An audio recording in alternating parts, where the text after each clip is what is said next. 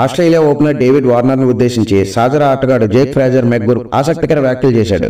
అతను చూస్తే ఆస్ట్రేలియా పౌరుడి కంటే భారతీయుడిలానే ఎక్కువగా కనిపిస్తాడని పేర్కొన్నాడు. 70% భారతీయుడిగా 30% ఆస్ట్రేలియా పౌరుడిగా ఉంటాడని వ్యాఖ్యానించాడు. కాగా ఐపీఎల్లో సన్ రైజర్స్ తరపున 8 ఏళ్లు ఆడిన వార్నర్ తెలుగు ఫ్యాన్స్ కు సుపరిచితుడయ్యాడు.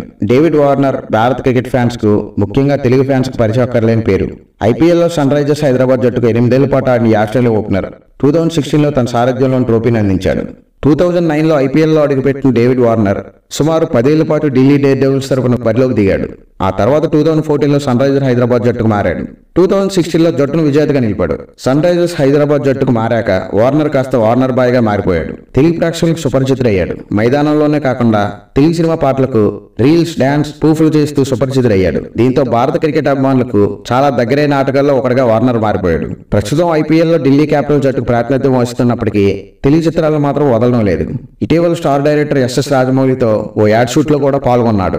ఈ నేపథ్యంలో డేవిడ్ వార్నర్ పై ఢిల్లీ క్యాపిటల్ సాజర్ ఆటగాడు ఆస్ట్రేలియాకి చెందిన జేక్ ఫ్రాజర్ మెగ్గుర్ ఆసక్తికర వ్యాఖ్యలు చేశాడు. ట్రిస్టన్ స్టబ్స్ తో జరిగిన సరదా సంభాషణ సందర్భంగా వార్నర్ ఉద్దేశించి ఈ వ్యాఖ్యలు చేశాడు. నేను ఇప్పటివరకు కలిసిన క్రికెటర్లలో నిస్వార్థ ఆటగాళ్లలో ఒకటి డేవిడ్ వార్నర్. ప్రతి ఒక్కరి కోసం అతను టైం ఇచ్చేవాడు.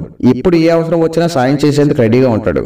హోటల్లోనూ నా రూమ్ కి దగ్గర గదిలోనూ ఉంటాడు. రోజు ఉదయం అతడితో కలిసి కాఫీ తాగేవాడిని. ఒక్కోసారి వార్నర్ చూస్తుంటే ఆస్ట్రేలియా పౌరుడిగా కంటే భారతీయుడిగానే కనిపిస్తాడు.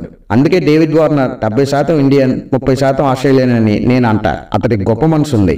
ఇండియన్ ప్రీమియర్ లీగ్ గురించి చాలా విన్నా, కానీ ఇక్కడ ప్రత్యక్షంగా పోటీని చూస్తే ఆశ్చర్యం వేస్తుంది. నేను ఎప్పుడూ పెద్దగా అంచనాలు లేకుండానే ఆడేందుకు ప్రయత్నిస్తా అని జేక్ ఫ్రాజర్ తెలిపాడు. ఇదే సమయంలో స్టబ్స్ కూడా వార్నర్ గురించి మాట్లాడాడు. వార్నర్ గురించి నాకేమీ తెలియదు, కానీ నా స్టోరీ అతనికి తెలుసు. ఐపీఎల్ 2024 సీజన్ ను ఆస్వాదిస్తున్నా. మన మీద ఉన్న అంచనాలను అందుకునే క్రమంలో ఒత్తిడి ఉంటుంది, కానీ దాన్ని అధిగమించి రాణించడం చాలా ఆనందంగా ఉంటుంది అని స్టబ్స్ వ్యాఖ్యానించాడు.